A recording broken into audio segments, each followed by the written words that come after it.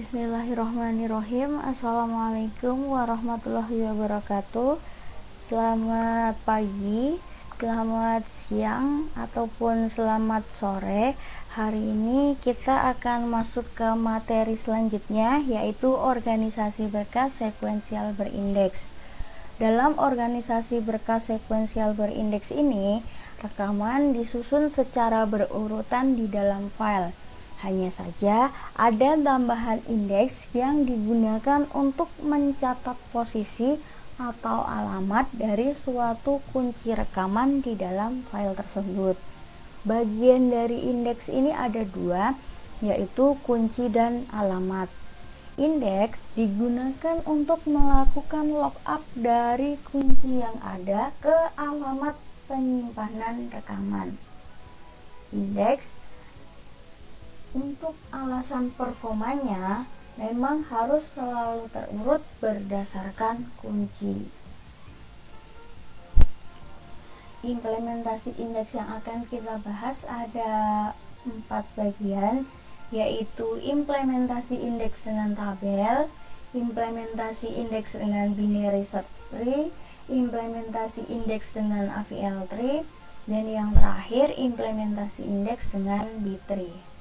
Kita masuk ke bagian yang pertama dulu, yaitu indexing dengan tabel. Indeks dibentuk dari sebuah tabel dengan dua kolom, yaitu kolom kunci dan kolom alamat. Memang indexing dengan tabel ini implementasi indeks yang paling sederhana, namun memang dibutuhkan kerja ekstra untuk pemeliharaannya, yaitu untuk menjaga supaya tabel tetap dalam keadaan terurut. Yang pertama ada single level indexing, pengindeksan dengan hanya menggunakan sebuah indeks. Nah, di sini bisa dilihat ada dua tabel. Yang pertama tabel untuk indeks, yang kedua ada tabel untuk berkasnya. Dan berkas ini melookup dari daftar indeks yang ada secara terurut. Jadi kalau dilihat dari indeksnya ini secara acak, dia ada di indeks 102, kemudian PCA dia ada di indeks 105, namun di dalam berkas posisinya terurut, yaitu 101, 102, yang dimana indeks ini melookup dari daftar indeks yang ada. Bagian kedua ada multi level indexing, pengindeksan dengan menggunakan beberapa indeks yang saling terhubung. Indeks yang berlevel tinggi merupakan detail dari indeks yang berlevel rendah. Nah, di sini terbagi jadi 3 level, ada level 1, level 2, level 3, dan ada tabel berkasnya. Kemudian kita masuk ke implementasi indeks berikutnya, yaitu binary search tree, atau kita paling mudah mengingatnya adalah BST, merupakan jenis pohon terurut yang digunakan untuk menyimpan data sehingga memudahkan pencarian kembali dari data tersebut. Dan pencarian ataupun penyisipan data pada BST dimulai dari root kemudian menuju ke bawah dengan ketentuan jika nilai yang disisipkan atau dicari lebih kecil dari nilai pada node pertama, maka penyisipan atau pencarian dilanjutkan ke subtree kiri. Kemudian ketentuan yang kedua, jika nilai yang disisipkan atau dicari lebih besar dari node yang pertama, maka penyisipan berlanjut ke subtree kanan. Di sini ada contohnya, ilustrasi penyisipan setiap node pada binary search tree. Jika data yang masuk berturut-turut adalah 5, 3, 4, 7, 8, 1, dan 9. Oke, data yang pertama masuk adalah 5. Jadi 5 kita langsung tulis saja. Kemudian data yang kedua adalah 3. 3 kita lihat dulu dari not yang pertama sudah masuk. Oh, ternyata 3 lebih kecil dari 5. Maka 3 akan berlanjut ke subtree kiri, bagian kiri dari not 5 yang pertama sudah masuk. Kemudian data berikutnya adalah 4. 4 kita bandingkan dengan not yang pertama sudah ada, yaitu 5. Oh, ternyata 4 lebih kecil dari 5. Jadi sama. Data 4 masuk ke subtree kiri dari 5. Oh, ternyata di bagian kiri sudah ada 3. Kemudian data 4 kita bandingkan dengan not 3 ini. 4 dibanding dengan 3 ternyata lebih besar dari 3. Jadi 4 akan berada di subtree kanan dari not 3. Oke, kemudian lanjut, data berikutnya yang masuk adalah 7. 7 bandingkan dengan 5. Oh, ternyata 7 lebih besar dari 5. Maka not 7 akan berada di subtree kanan dari not 5. Data berikutnya yaitu 8. 8 bandingkan dengan not yang awal sudah masuk, yaitu not 5.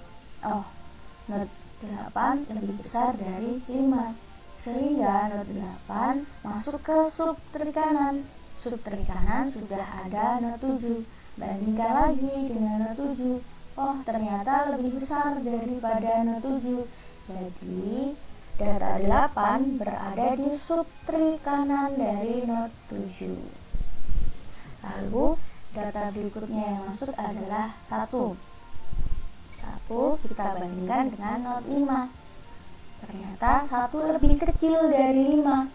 Makanya 1 dia masuk ke subtree kiri. Nah, di sini sudah ada not 3. Kemudian kita bandingkan lagi. Oh, 1 ternyata lebih kecil daripada 3. Ketika lebih kecil dari not yang sudah masuk, maka dia akan menempati subtree kiri. Jadi 1 ada di subtree kiri dari not 3. Kemudian data yang masuk selanjutnya adalah 9. 9 kita bandingkan dengan not 5. Oh, lebih besar dari not 5. Jadi dia ada di subtree kanan. Subtree kanan sudah ada 7. Bandingkan lagi. Ternyata 9 lebih besar daripada 7. Maka dia masuk ke subtree kanan 7. Oh, subtree kanan 7 sudah ada 8. Kita bandingkan lagi. 9 dibandingkan 8 lebih besar 9. Oleh sebab itu 9 menempati subtree kanan dari not 8. Di dalam binary search tree ini secara umum tidak memperhatikan masalah keseimbangan pohon. Contoh binary search tree atau BST yang di samping bukanlah pohon seimbang, karena ada node yang dengan nilai 7 yang memiliki BF atau balance factor plus 2. Jadi posisi dari BST ini tidak mempertimbangkan keseimbangan. Hal ini membuat pencarian suatu nilai pada BST menjadi tidak merata. Supaya pencarian menjadi lebih merata, sebaiknya sebuah BST dijadikan pohon yang seimbang. Untuk membuat keseimbangan ini, kita ke implementasi yang selanjutnya, yaitu AVL tree. AVL tree dinamakan berdasarkan 2 orang penemunya, yaitu J.M. Edelston-Pelsky dan E.M. language. AVL3 merupakan self-balancing binary search tree atau BST tadi yang sendirinya harus selalu seimbang. Maka setiap ada penambahan nilai baru, maka AVL3 akan secara otomatis melakukan pemeriksaan apakah masih seimbang atau tidak. Jika tidak seimbang, untuk menyeimbangkannya perlu dilakukan rotasi node yang ada di dalam pohon tersebut. Terminologi dalam tree, kita akan mengenal beberapa.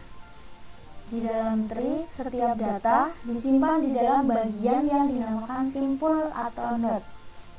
Kalau di sini digambarkannya atau diilustrasikannya dalam bentuk bulat-bulat ini.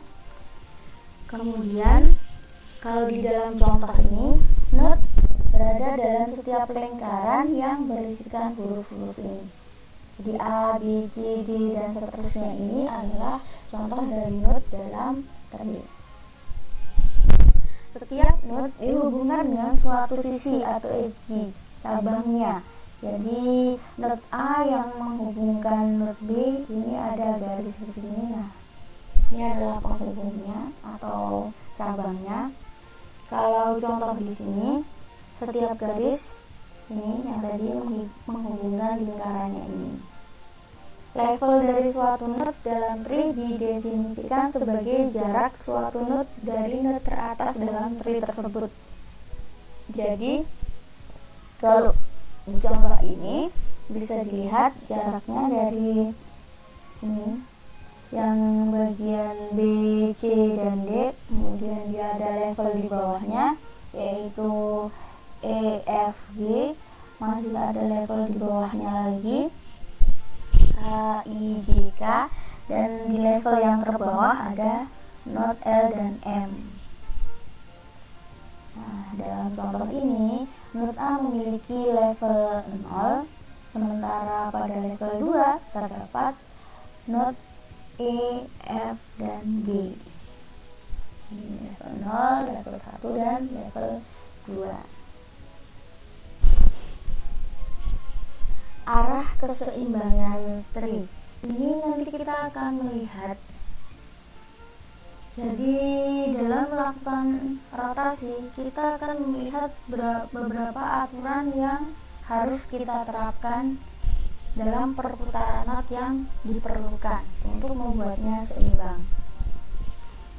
Yang pertama ada pemberat dari suatu tree atau subtree, atau paling gampangnya adalah yang memiliki jarak terjauhnya. Suatu tree atau subtree disebut berat ke kiri jika rootnya memiliki balanced faktor -1. Atau juga suatu tree disebut berat ke kanan jika rootnya memiliki BF plus 1.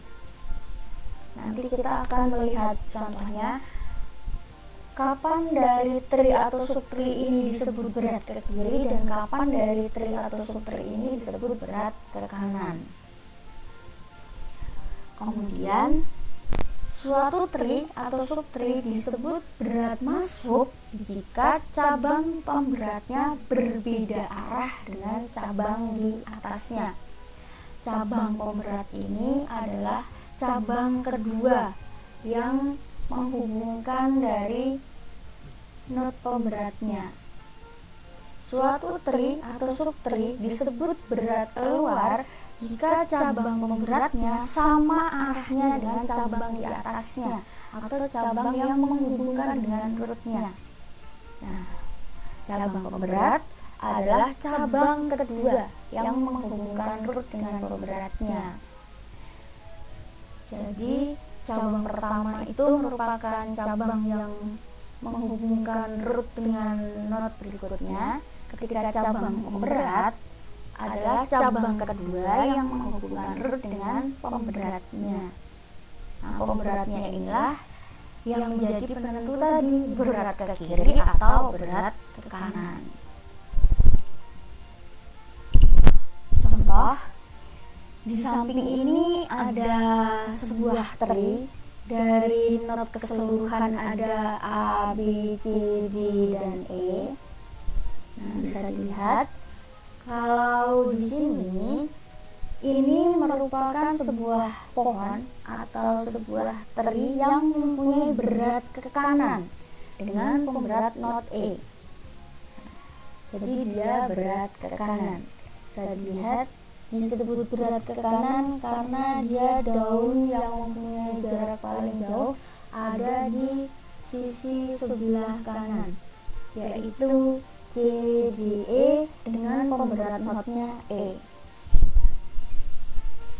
Cabang pemberat tri adalah cabang yang menghubungkan not C dan not D atau cabang keduanya.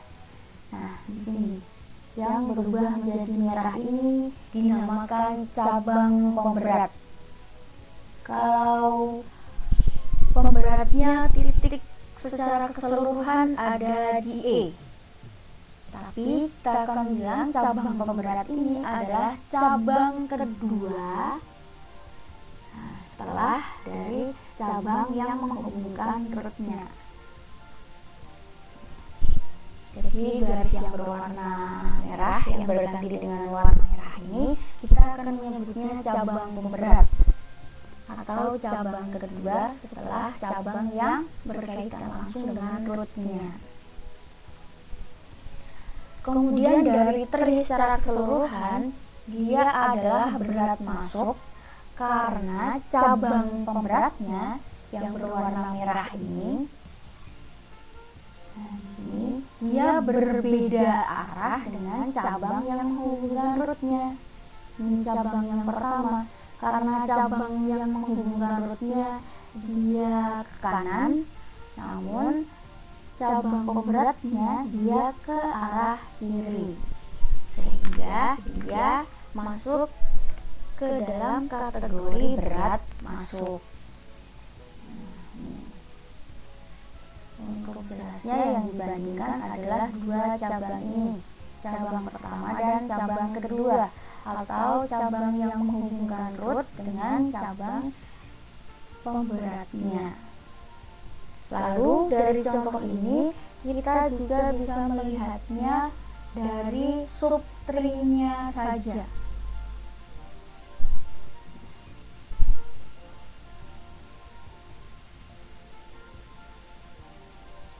Kalau dilihat dari subtree, yaitu root C, D, root C dari node C, D, dan E.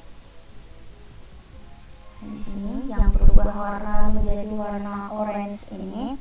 Jadi kita hanya akan melihat subtree-nya aja. Kita abaikan node A dan node B. Kita fokus ke node yang berwarna orange di sini. Kalau dilihat hanya dari subtree-nya saja, dia akan punya berat ke kiri dengan pemberat not E. Dikatakan berat ke kiri karena yang mempunyai daun jarak terjauh adalah D dan E, yaitu ke arah kiri dengan pemberat not E. Di sini. Ya, inilah yang menjadikan subtree ini berat ke kiri.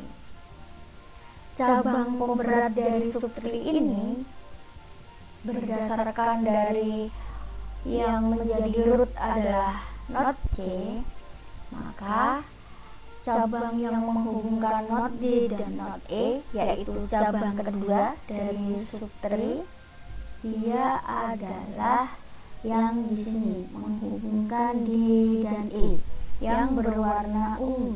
Garisnya berubah berwarna ungu ini menjadi cabang pemberatnya dari subtree C, D, dan E. Kemudian dari subtree ini dia dikatakan berat keluar dikarenakan cabang pemberat garis yang berwarna ungu searah dengan cabang yang menghubungkan rootnya, garis yang berwarna merah ini. Karena ketika subtree C ini dia posisinya menjadi root. Nah, ini di sini. garis ini. Yang kita bandingkan adalah dua garis ini. Karena dia searah, maka kita sebut berat keluar.